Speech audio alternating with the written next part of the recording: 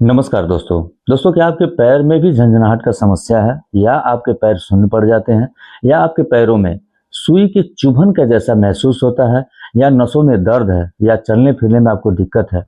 अगर हाँ तो इस वीडियो को जरूर देखिएगा। दोस्तों इस वीडियो में मैं आपको केवल 3 तरीका बताने वाला हूं जिसको आप रोजाना लगातार 1 हफ्ता से लेकर 10 दिन तक कर लेंगे।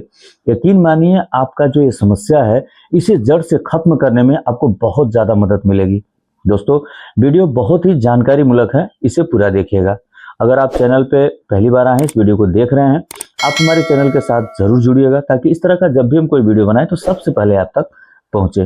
दोस्तों ये जो पैरों की झंझनाहट है या सुन्नपन है या जो चुभन की जैसी महसूस होती है, इसके उपचार को जानने से पहले हम जानेंगे कि किस कारण से ये समस्या हमारे शरीर के अंदर उत्पन्न होती है। उसके बाद हम इसके उपचार के बारे में विस्तार में बात करेंगे। दोस्तों सबसे पहले हम लोग इसके कारण के बारे में बात करेंगे।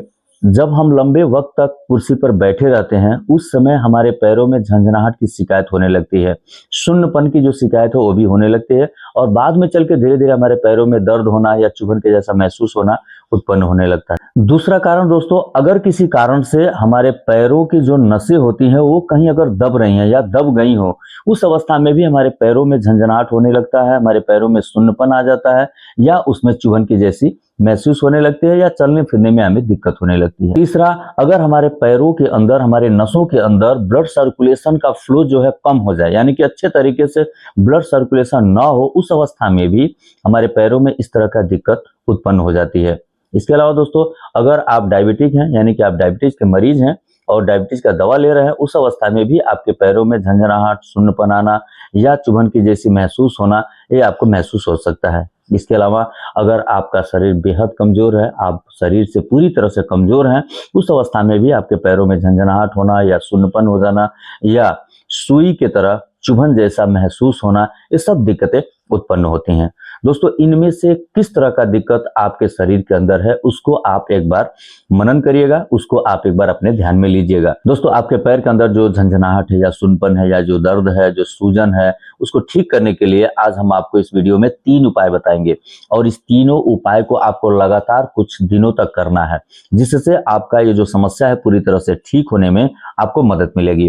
दोस्तों पहला उपाय करने के लिए सबसे पहले आपको क्या करना है, 2 लीटर पानी लेना है, उसे अपने गैस चूल्हे पर रख करके गर्म करना है। जब पानी आपका उबल जाए, यानी कि ज्यादा हीट हो जाए, गर्म हो जाए, फिर उसे एक टब में रख लेना है। टब में रखने के बाद उस पानी में थोड़ा सा और नॉर्मल पानी ऐड कर दीजिएगा ताकि इस पानी का जो टेम्परेचर है वो कम हो जाए, हमारी स्किन को नुकसान ना करे, हमारी स्किन को सहने लायक हो जाए।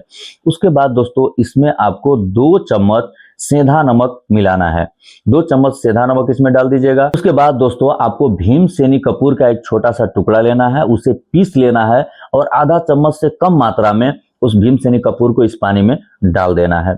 उसके बाद आपको एक आधा नींबू लेना है, उसे इस पानी में निचोड़ देना है और इसे अच्छे तरीके से घोल लेना है। जब आप इसे घोल बना लें फिर इस पानी को अपने इस वाली स्किन से टच करके एक बार देख लें कि ये सहने लायक है, कहीं ज्यादा हीट तो नहीं है। अगर नरम है यानी कि आपके सहने लायक है, उस अवस्था में आप कुर्सी पर आराम से बैठ जाएं और अपने पूरे पैर को उस टब के अंदर जो पानी है उसमें डुबा के बैठें। तब तक पैरों को उस पानी में रखे रहिए जब तक वो पानी पूरी तरह से ठंडा ना हो जाए, यानी कि 5 से लेकर 7 मिनट तक आपको पानी में पैर को रखना आराम से। उसके बाद दोस्तों अपने पैरों को बाहर निकालिएगा और उसे कपड़े से पोंछ लीजिएगा। दोस्तों इसमें जो गर्म पानी है सबसे पहले वो आपके पैर के अंदर का जो ब्लड सर्कुलेशन है उसे बढ़ाने का कार्य करेगा। दूसरा, अगर अंदर नसों में कहीं सूजन है, इन्फ्लामेशन है, उसे कम करने का काम करेगा, जिससे आपका दर्द धीरे धीरे ठीक होने लगेगा, पहला काम। दूसरा, इसमें जो हम लोग सेंधा नमक डालते हैं, सेंधा नमक में एंटी इंफ्लामेटरी गुण प्रचुर मात्रा में होता है, जिसके कारण हमारे नसों के अंदर, हमारे मांसपेशियों के अंदर जो सूजन है, जो थकान है, उसे कम करने का काम करता है। तीसरा दोस्तों, इसमें जो हम लोग कपूर ऐड करते हैं, कपूर से हमारे नसों को रिलैक्स होता है, जिसके कारण उसमें जो दर्द रहता है और जो झंझनाहट होने का समस्या होती है वो धीरे धीरे कम होने लगता है। सुन्नपन का जो समस्या है वो धीरे धीरे कम होने लगता है, जिससे हमें बहुत ज्यादा आराम महसूस होता है। चौथा दोस्तों, इसमें जो हम लोग नींबू का इस्तेमाल करते हैं, नींबू में विटामिन सी प्रचुर मात्रा में होता है, जिससे हमारा स्किन भी साफ होता है और हमारे नर्व को बाहर से एक अच्छे तरीके से पोषण प्राप्त होता है। इससे हमारे जो नर्व होते हैं उन्हें आराम मिलता है। हमारे इस तरह दोस्तों ये जो पानी का घोल है इसमें पैर रखने से हमारे पैरों के अंदर का जो दिक्कत है वो धीरे धीरे कम होने लगता है, मैजिक की तरह हमें फायदा होने लगता है।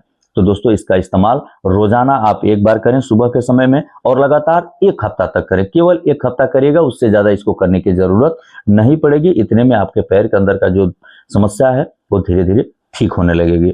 अब हम लोग आते हैं स्टेप नंबर 2 में। 2 नंबर के स्टेप करने के लिए हमें सबसे पहले एक तेल का निर्माण करना होगा, जो हमारे घर में जड़ी बूटी उपलब्ध है उसी का इस्तेमाल करके। दोस्तों तेल निर्माण करने के लिए सबसे पहले आप एक पैन में 50 ml के करीब तोरी का तेल यानी कि सरसों का तेल ले लीजिएगा, उसे उसमें रख लीजिएगा।